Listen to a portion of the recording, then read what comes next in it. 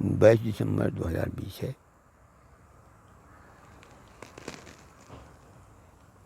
हरिद्वार में या उत्तराखंड में क्रिसमस के लिए तो लोगों को आमंत्रित किया जा रहा है कि आइए उत्तराखंड में क्रिसमस मनाइए, लेकिन यहाँ के जो पर्व हैं उस पर्व में लोगों को नियम का पालन करते हुए भी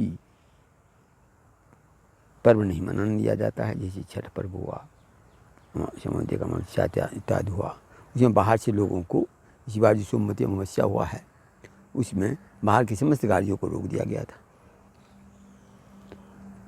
इधर कुंभ के लिए कोई तैयारी नहीं है अभी तक। मैं शुरू में कह दिया था, यह एक बहुत अयोग्य व्यक्ति को उसका हेड बना के रख दिया गया है, जिसको कि कुंभ का कोई अनुभव ही नहीं है। इधर कुंभ को मनाने के लिए दिव्य और भव्य कुंभ की बातें कर रहे हैं। साधु लोग भी दिव्य और भव्य कुंभ की बात करते हैं। यहाँ तक भी किसी ने तो नरेंद्र मोदी से आग्रह किया है कि त्रिवेंद्र सिंह रावत को निर्देश दें कि कुंभ को भव्य और दिव्य बनावें। अरे भैया, कुंभ की दिव्यता आप लोग बनाएंगे कि नरेंद्र मोदी दिव्यता कहाँ से ले आएंगे? और भव्यता क्या चकाचौंध होने से भव्यता होती है? कि आंतरिक पवित्रता से भव्यता आती है, आंतरिक पवित्रता से दिव्यता आती है।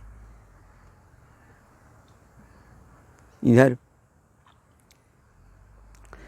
देख लें, दिल्ली में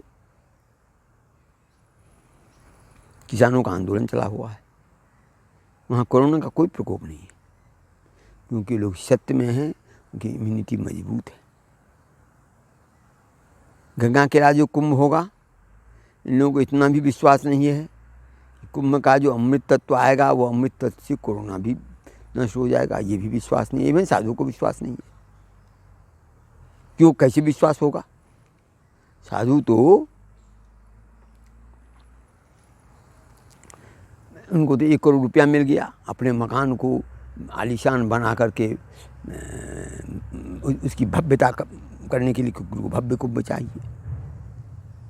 जितने कर्मचारी हैं और जितने अधिकारी हैं, उनका बड़े बड़े काम करना था। बड़े बड़े ये पुल जो बनाए, इतना विशाल पुल बनाने की आवश्यकता थी पैसा का बंदर बांट के लिए। तो जहाँ तक पैसे के बंदर बांट का सवाल है, वो काम तब सब होगा। परंतु जहाँ तक कुंभ के लिए यात्रियों का ठहरने का होगा या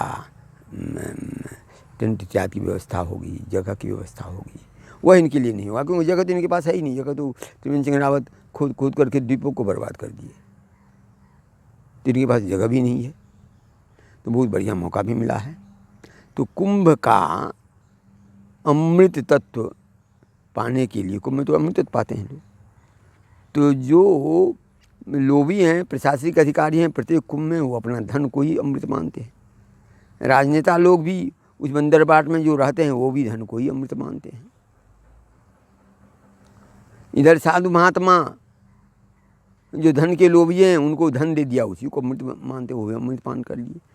लेकिन सही अमृत तत्व का पान करने के लिए जो भक्त आएंगे या जो अमृत का पान करने वाले व्यक्ति आएंगे, उनके हिस्से तो कुछ नहीं जाएगा, क्योंकि वो तो उस समय तो करने ही नहीं देंगे। ये भी सुनने में आ रहा है कि ये लोग कुछ नहीं करेंगे, अंतिम दिन कह देंगे कि आओ स्नान करो जाओ। उस समय जो भगदड़ मचेगी, उसकी कल्पना इन लोगों को शायद नहीं है। तो इस तरह से दिव्यता और भव्यता का गलत अर्थ लेकर के प्रतिदिन अखाड़ा परिषद वाले सब कुंभ क्षेत्र का निरीक्षण करने जाते हैं। क्या विचित्रता है भैया! तुम अपना देखो, अपने भीतर शुद्धता लो और आश्रमों को भी देखो। प्रत्येक कुंभ में ये इन अखाड़ों को पैसा दे दिया जाता है। खास करके ये चीज़ उज्जैन कुंभ से चला है।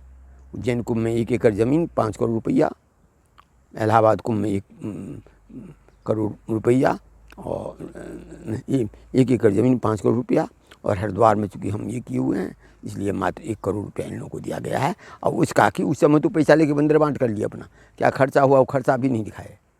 यहाँ खर्चा के लिए सुनते हैं कि कभी मेला अधिकारी, कभी अपर मेला अधिकारी, कभी वो जाकर के उद्घाटन करते हैं, देखते हैं कि क्या खर्चा हो रहा है, उसमें कितना बंदरवाट होगा वो तो ईश्वर ही जानते हैं। तो कुंभ की जो पवित्रता है, दिव्यता है, उसको नष्ट करके भव्यता का मतलब आलीशान मकान और बिजली का चकाचौंध रख दिए हैं। तो कुंभ के अस्तित्व को, और जब इस ढंग से धर्महीन देश हो जाता है तो यही स्थिति होती है। जो कोरोना का जो जिस हिसाब से ये किया गया और इसके चलते जो लोगों की नौकरी गई, व्यापारियों का व्यापार गया, लोगों का स्वास्थ्य बिगड़ा, कितने लोग मरे, ये तो अलग बात है। अभी जिस हिसाब से इंग्लैंड ब्रिटेन से ये आया और फ्लाइट बंद कर दिया गया, उस हिसाब से ही शुरू में ही फ्लाइट को बंद कर दिया जाता तो कोरोना का संकट नहीं आता। तो इसलिए इस ढंग से इन लोगों की बुद्धि है, भगवान इन लोगों की बुद्धि सद्बुद्धि है, और भारतवर्ष धर्म प्राण हो, यही कामना सबको करनी चाहिए।